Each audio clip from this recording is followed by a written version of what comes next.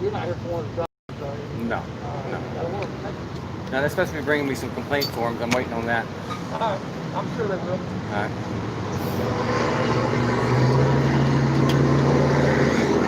Job good.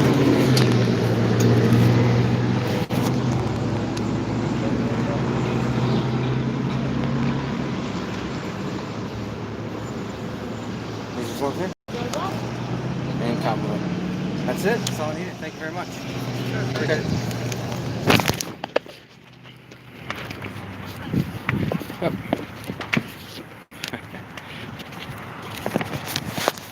Oops, sorry, hold on. Hey guys, just went live real quick because just anytime now I have police interaction, I'm gonna go live, I guess, for safety. Um, but I just wanted to point it out real quick that we're here in Warner Robins. They have signs here that says, "Warning: under Georgia law, there is no liability for injury or death of an individual entering these premises if such injury or death results from inherent risk to contracting COVID-19, and you're assuming the risk by entering these premises." Now that was implemented in Georgia to cover the businesses and premises for this COVID-19 because apparently the masks actually really don't work. But in either case, they put these provisions in to protect these businesses. This is also, I'm actually at the police department, but they also have this here sign here that they're actually closed to the public. The police department is not open to the public for public to come in and get forms. Now I did have to call the non-emergency number to get the actual form, but they're not open for business for you and I. But they are currently conducting police interviews inside this building here.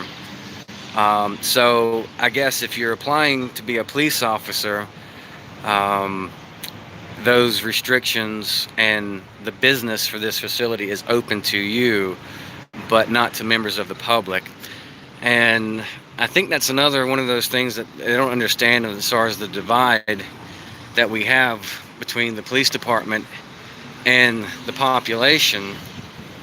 Because if you're going to say you're closed for business and not for the people, you can't open it for business for one particular group of people and not for the other people. That's discrimination, whether it's based off of class, color, creed, or whatever. It fits all into that same category.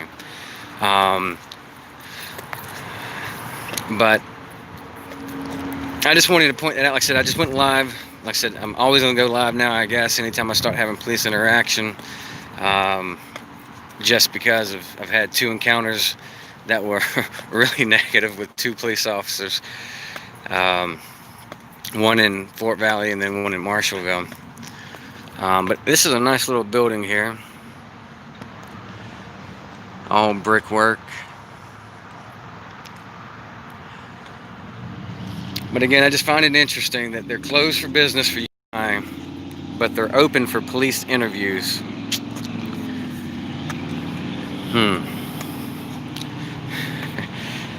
James Carroll said it's actually working. I guess you're talking about the live stream. Hey, Johnny. But you can still get the complaint form. Oh, excuse me. And the compliment form here just by contacting the non-emergency number and having them come out to you to give you the paperwork.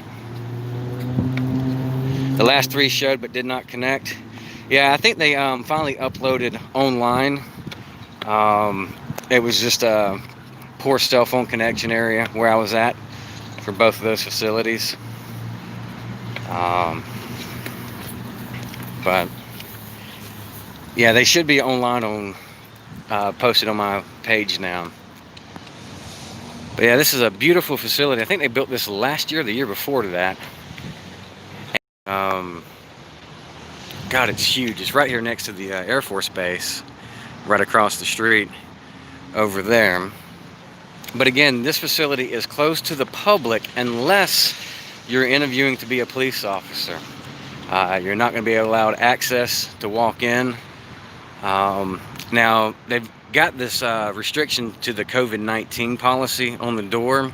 However, in the back, which I've been here for a few minutes, I've captured officers walking in and out of the facility without wearing masks, talking in close proximity. So, in all honesty, I don't believe this is a COVID concern. This is just another way to continue to separate accountability and oversight from the public by using this ruse in this case of the COVID-19 to keep members of the public from being able to come into the building. Because if it was concerned about the actual virus and the spread of the virus, they wouldn't be allowing members of the public to come in to interview for a police officer. The other thing I want to point out is that Houston County, I believe it was a fired sheriff or a retired sheriff, I'm not sure which one it was, spilled the beans in Houston County that the Houston County post-certification test that officers take in order to to qualify to be a police officer, the standards were lowered so low that you only have to achieve a 70% now on your exam. A 70%. 70%. No, I'm not saying Houston wrong. Where's Waldo? In Georgia, it's pronounced Houston, and in Texas, it's Houston. We use the Native American influence on the language here for that. But again, they lowered their standards down to 70. 70, so you only have to qualify for 70 in order to be a police officer in Houston County here. Again, that's spelled just like Houston. And that's a large concern, because an uneducated police force enforcing policies and laws, that just doesn't make sense. I think we as the public and the citizens of our cities and states demand a higher standard for our policing agencies, and lowering it down to 70. In some states, that's an F. In Georgia, it's actually considered a passing grade, a 70. In Florida, I think it was an F, up to I think 75, different grading system. But it is a concern. It is a concern. This, I think, they did a report on this in, I think, 2018 and in 2019. But again, the reason why I went live is because I was about to have interaction with an officer, wanted to make sure everything was kosher, and it was, guys. Just again, my concern here for this time is that they have the facility locked down for members of the public, but open for members of the public who want to interview to be a police officer. So if you're in the Houston County area and you're interested in becoming a police officer, looking for a job right now, they are interviewing. I don't know the process or steps on that, but I'm sure if you contact the local non-emergency number, they'll be able to give you more information on that. So that's about it, guys. I appreciate you guys hopping on here real quick. I was able to get the complaint form and the compliment form here. Again, you just have to call the non-emergency number, which is not listed on the window, so you have to look it up online if you're interested in that. But flip this around real quick.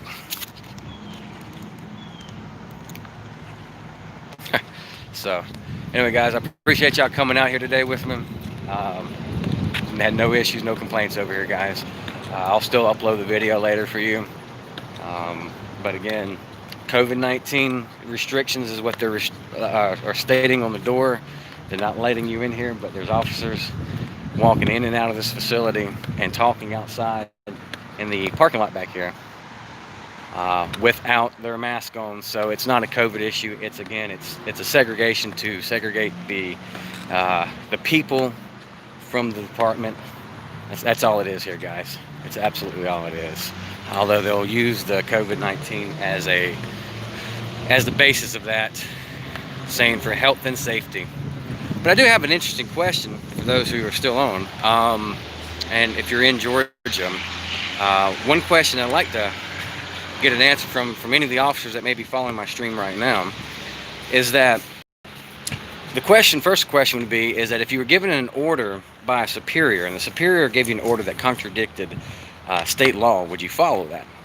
And then the second question would be, if not, according to Georgia law, excuse me, I dropped my paperwork. Under Georgia Code 16-11-38, it states that in Georgia it is illegal, it's a misdemeanor, in order to wear a mask um, at all to cover your face. And there's only a few exceptions: Halloween, plays, and if it's a breathing machine. Actually say anything about covering your mask for the COVID-19. So technically, by Georgia state law, officers, government officials, and everybody else that's wearing these masks are in violation of Georgia Code 16-11-38. Um, and it says that it is a misdemeanor. So it's interesting.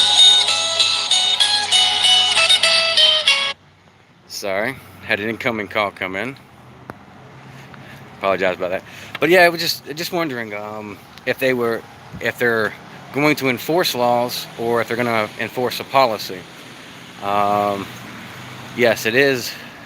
It's an interesting question. You know, it puts them in, and I know it seems small, but if you're given an order to violate law by a superior, and you know it's a law, at what point do you violate law? I think when it comes to race, and sex, and like as far as discrimination laws, I think absolutely you do that. But I mean, if you just, I mean, they fought real hard in Georgia not too long ago to enforce this new law about wearing masks. And then what was it? I think about 6 months later, we've got this COVID-19 virus going around, and everybody's in violation of that law. And there hasn't been any exceptions to the law itself written for the COVID-19. But it's just interesting, guys. Anyway, this is Central Civilian Auditor, guys. Thanks for coming on. Appreciate it. And I guess we'll catch up with you guys next time.